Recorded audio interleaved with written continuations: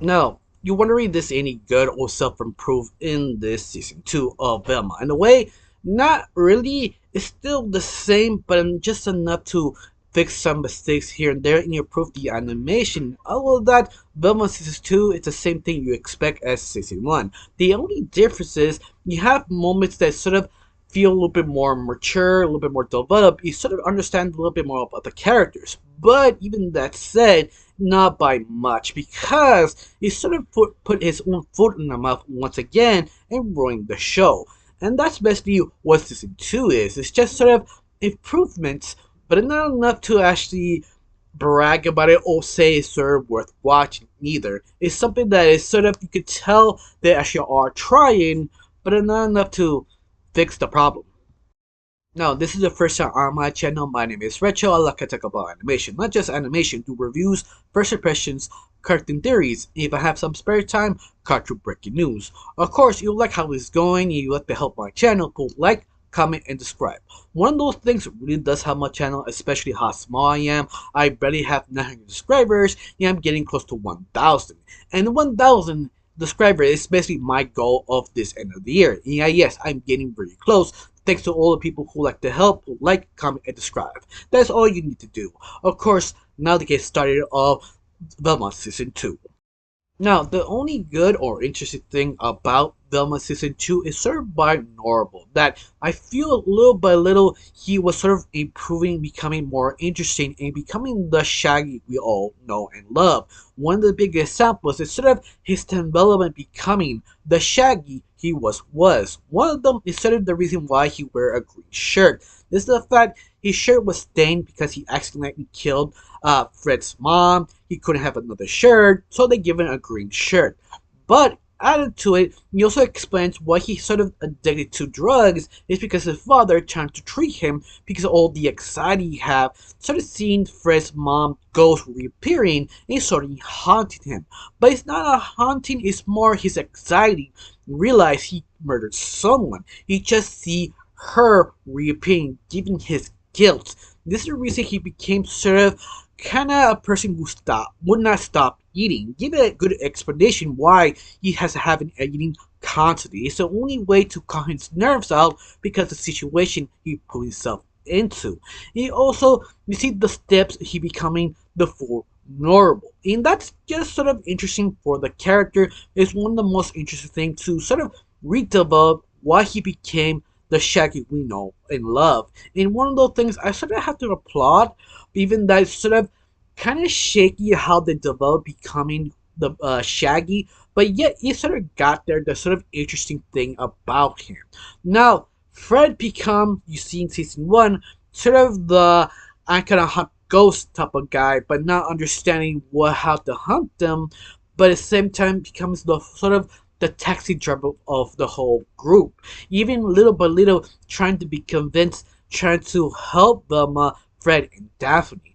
And sort of that weird bond of relationship, even that sort of butt heads over and over again. Especially how Fred did did believe his mom wasn't a total bad person. He has sort of his issues about his mother that he's not fully admitting, but he knows he's sort of there. Even talking to Velma, even he hits Velma what did to her own mother, but little by little he sort of give confidence and more closure talking to Velma and the rest of the gang. And that's just sort of made him sort of interesting. Once more, those two is probably the best characters. And later on was actually Daphne. Daphne becomes more interesting and more likable is because she sort of questions the relationship with Velma. What we are, how different can we make this work? To also Velma, that Velma at the same thing questioning her relationship with Daphne. This is sort of worth it. Do we actually mix? Because it was sort of interesting. I mean, sort of not amazing. Sort of see how different they actually are, and sort of trying to test the waters how to make this work, even though you know it's not gonna work because all of them still became friends in the distant future. But besides that sort of development, you also have Velma, that she is sort of life improved, becoming more sort of a more kinder person, but not that much. I'm over exaggerating even saying that. She's still that sort of asshole. She put her own foot in her own mouth, just sort of preaching over things that we all know, and not really adding anything new to a conversation or something interesting about her. Because at the very end, she's still the same person that's sort of annoying for herself, not realizing, understanding the sort of concept thing she actually says. But besides that, one thing I do recommend, or not recommend, the one thing I do notice is the fact is the animation. The animation went to 11. You have moments that I was sort of surprised how good the animation, the coloring, the movement, sort of specific little moments. One of the big examples is sort of Daphne sort of breaking the skull with the black jumpsuit, but the shading, the lighting, the sort of darkness just really pop out. You have moments like that all over season two. Moments that sort of surprise you, like, whoa. Especially on Norbert's sort of guilt trip. You see Fred's mom reappearing, telling he killed her, but doing the animation just skyrocket. I mean, moments you see Shaggy sort of confront his own guilt, it's just impressive because the animation just slaps nowadays. It's something they can't really express. Of course, I still don't recommend it because it's still Velma. They did improve so many things, especially the new mystery on season 2 that is someone who killing all the guys specifically connected to Velma's original case, to Velma's mother.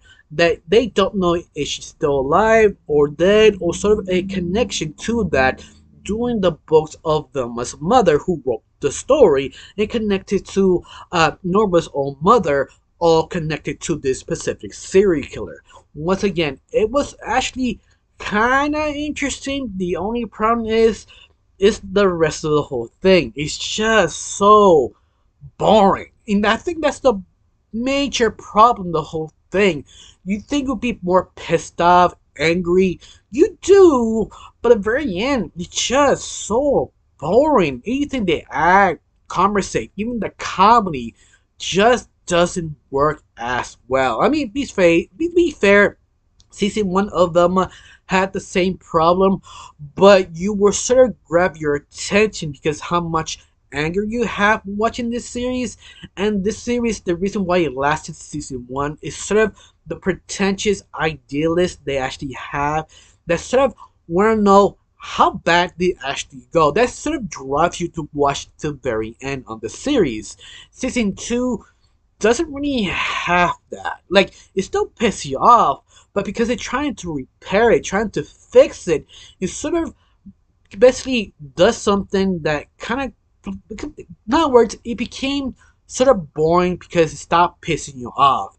That it doesn't really have nothing interesting to say, even that sort of development, some of the characters make it sort of interesting, but yet it's just so boring. You have sometimes a good joke, but all of that is sort of in between another episode to another good joke reappear because it's all the development of the characters and also the mystery that you don't know why this one murderer killing all the guys specifically cutting their man part in two and just finishing the job onwards. And once more, if you actually finish it, I'm sort of surprised. I actually didn't because I was sort of bored to death. That's the best way to describe it because I just was bored. I could not finish it because it just did not grab my attention enough. Especially all the new development, new twists, new turns. But once more, it just, I didn't care because none of the characters were kind enough to talk to each other. Just sort of repair, make you to care about the characters in other words. And that's one of the major problems. They try, but sort of kind of muffle it. They just don't know how to do right. You have moments of pure brilliance, but that's so little that sort of not enough to recommend or say anything unique about this. It's something that you were sort of disappointed in season one, you'll be equally disappointed on season two. But be fair, you'll be surprised how much improved, but not enough to actually recommend or say anything unique about it. And that's all I can actually say about this season. It just, eh, and that's all I can say. I don't know you. Did you actually care enough to see season two, or you watch it because you want to be angry watching, or just cringe watch, or whatever version you want to call it? What was your reason to watch this series? Besides me, I watch it because I'm a critic, but besides that, that's the only reason. Now, I got nothing else to say, just thank you for watching, don't forget to subscribe, and have a wonderful day. Bye.